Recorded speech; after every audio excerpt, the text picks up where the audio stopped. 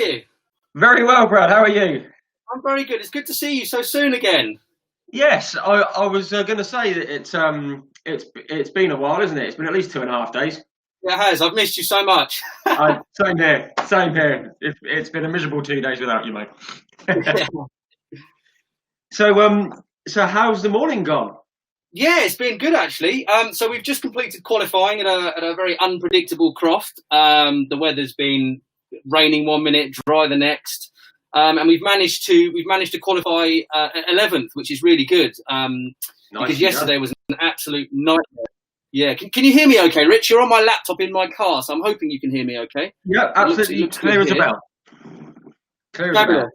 So yesterday was classic mini challenge fashion. The first session was partially dry and very greasy on a circuit you don't know. It's not ideal conditions. I've never driven Croft before, so it's my first time here. And going out in conditions like that and trying to learn the circuit, braking points, turning points, it's not ideal.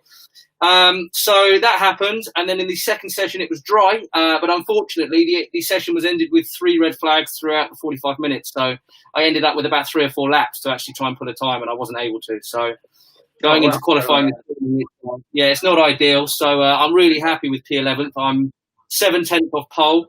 We've looked through my data, and there's tenths clearly in corners that I can pick up on. So I'm there or thereabouts where I need to be, which I'm very, very happy about. Oh, nice one. So you're quietly confident going into race 1 later this afternoon? I am. Yeah, I'm going to try and be very careful and cautious because obviously, it's quite easy to get tangled up on the first lap. The further up the front you are in this championship, the safer it is generally, just to keep out of trouble, get settled down in a position, and then just try and move on with the race. That's kind of my plan for race 1. Obviously, race 1 isn't televised. Race 2 is. So I'm aiming for a top 10. Hopefully, I will get a top 10. I'm aiming for a win, but obviously, we'll have to see about that. Of course. So I'm aiming for a top 10. The top 10 usually or there or thereabouts gets a reverse grid. So I might end up with a good start tomorrow if I do get in the top 10, which is the televised race, which is obviously the important one. So yes, that's the one to save it for, isn't it? Well, not save it for, but absolutely. It's the one that people are going to see. It's going to put you in the spotlight a bit more, and obviously the team and everything as well, which is obviously absolutely. And you can probably see I'm sat in a really nice, dry, warm awning as well. So this is my office. This is my race car.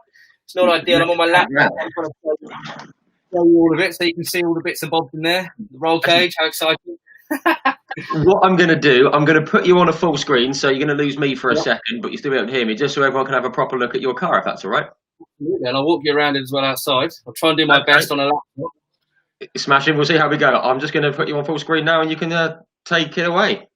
Fabulous. Good man. Okay. So this is my race car. It's obviously the seat that I'm sat in. And you've got all the roll cages. Pretty much, it looks very much like a race car, but Mini Challenge like to keep these cars as if you like, as standard as possible. So lots of the stuff on the car, hopefully you can see the light doesn't get too much in the way. You've got a standard, it's all standard dials. Everything has to work. The heating has to work. The windows have to work. You have to have a standard gear knob. You've got your handbrake just like you do in your normal road car. Everything about the car is as standard as possible, and everything works as well. So obviously we've got all the recording equipment in here for the telemetry. You've got front and rear facing cameras that we use post race to try and get data as best as possible. You've got your timer here as well, which is really important, especially in qualifying. We use that to get obviously where we are in our position. It gives you an estimated time throughout the session as well. So it's really handy to have as a driver. You've obviously got your mirrors as well. You've got your big mirrors up here so you can see what's going on around you. It's quite important, although in this championship, as I've found out many times, it's very, very easy to get them knocked in. So more often than not, I'm winding the window down, trying to pull the window in and trying to rather push the wing mirror back out so I can actually see what's going on. So everything about the car is pretty much standard. It's a 1.6 naturally aspirated engine. It's got about 125 horsepower, something like that. Top speed, probably, I would say, the top speed on the dial says 130. Whether that's accurate, I don't know. It gets to that. Whether that is the speed, I don't know. It goes as fast as it goes, and it seems to go as fast as everybody else, so that's great. And then moving outside the car, you're going to see my teammate as well, Alex Neville. We've got Alfie. It's a bit of a pig to get out of these cars. So just give me a second. It's up on its stands at the moment. So that's the front of the car there. you got all the sponsors on it. And then if I bring you round here, you got the side of the car here, and everyone having their lunch in here, keeping nice and warm. There they are. So yeah, that's that.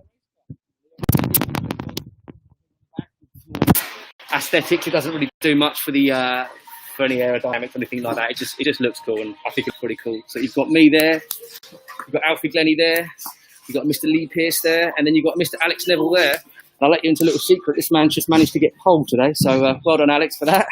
I'll try and get behind you and follow you. So yeah, that's my race car. You still there, Rich? I'm just going to bring myself back in there, just so I can see. Oh, you've just momentarily frozen there, but we're going to come back in a sec.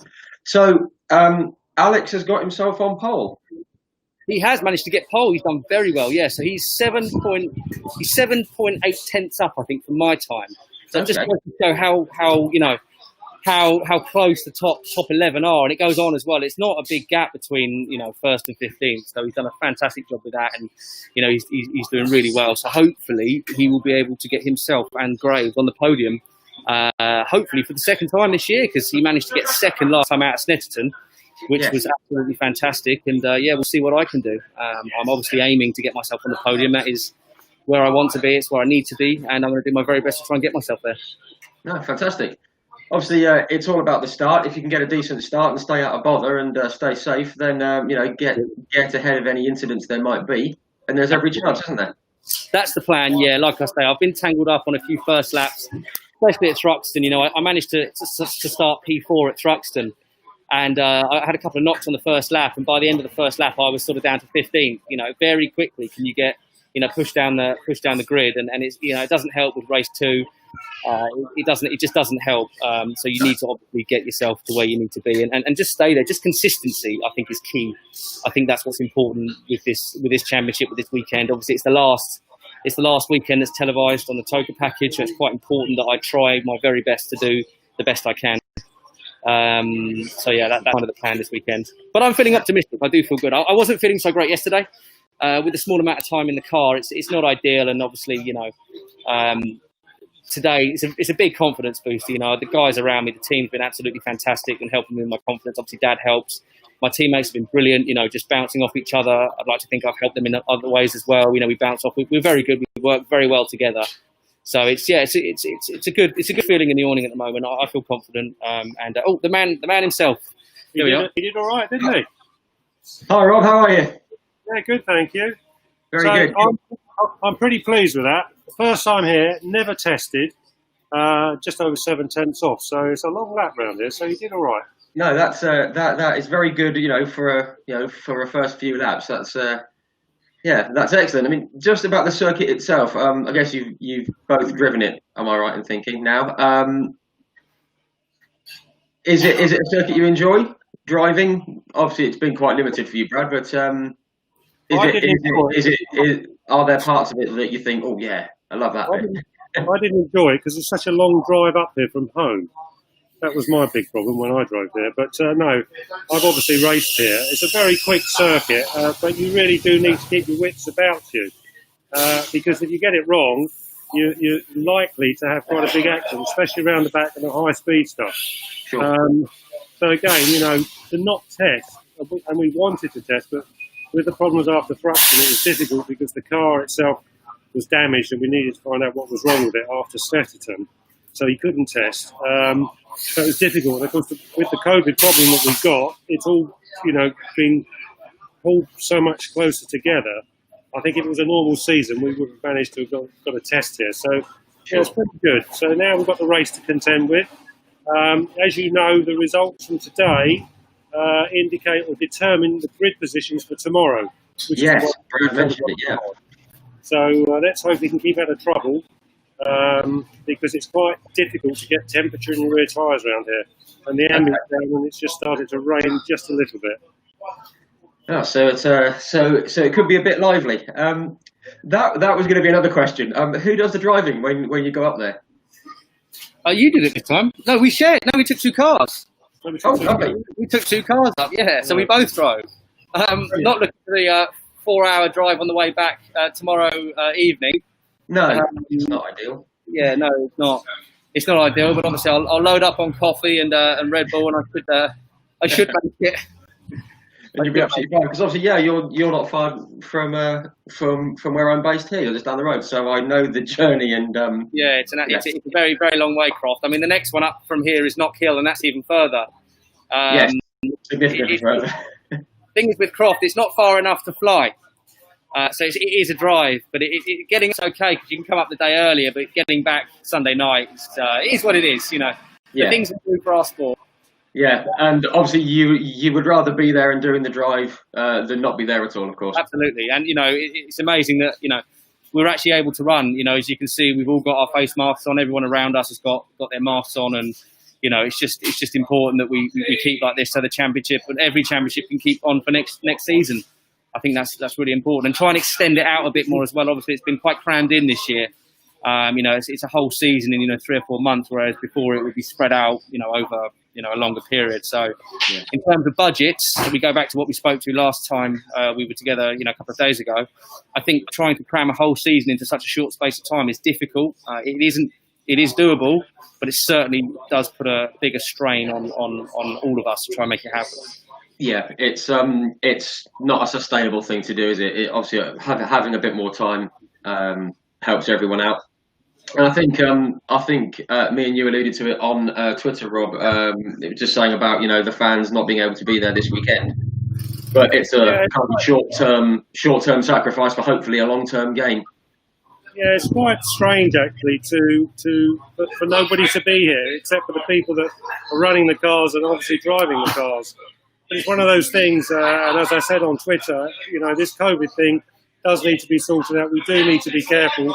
I think it's great that TOCA have managed to facilitate this so to enable the drivers to race, to be honest with you, because it would have been very easy, particularly in the part of the country that we're in now, to have had it cancelled, and it hasn't been cancelled.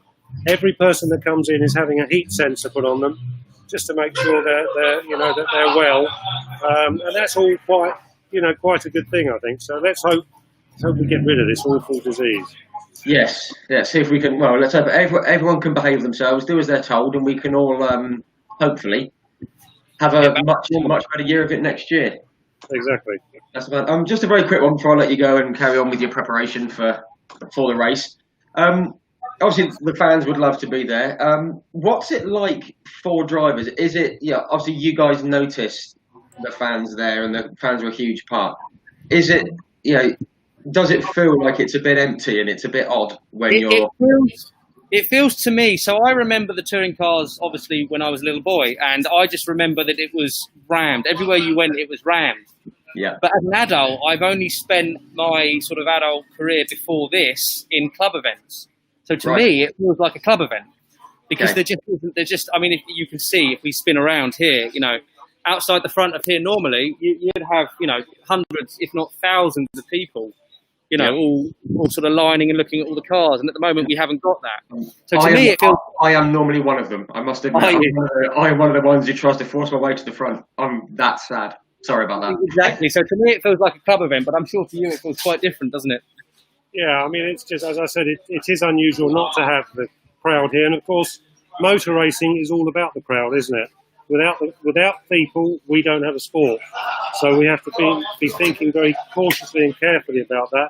But also, they need to be protected.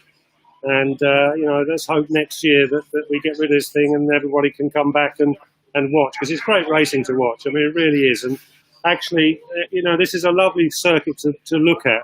You can see quite a lot around the circuit. And it is a shame that people can't come. But hopefully it won't be long. Yeah, we'll certainly keep our fingers crossed for 2021, and hopefully we can, we can all get together and I can come and say hello in person briefly at some point. That'd be brilliant, Rich. We look forward. Yeah, we'll try and do that. By the way, because I know you haven't had many people saying happy birthday, but happy birthday, happy first birthday. Thank you very much. Yeah, thank you. That kind of went a bit crazy yesterday. My devices were going a bit nuts, so it was nice of everyone to say the kind words. So if everyone is watching, thank you very much appreciated, and thank you to you guys as well. And we look forward to the cake, Rich. We look forward to the cake you're going to send us. Yeah. I will try and get some mini muffins or something sent over to you. Slimming cake for him, but I'm okay now, so I can have the fattening stuff. It's all right. Brilliant. We'll make it a full fat one. All right, good to see you. Thanks, Rich. Thanks very much, guys, and all the very best for this afternoon and for tomorrow to you and to the team. Cheers. Thanks, Rich. Take care. Guys. Take care. Good to see you. Thank you.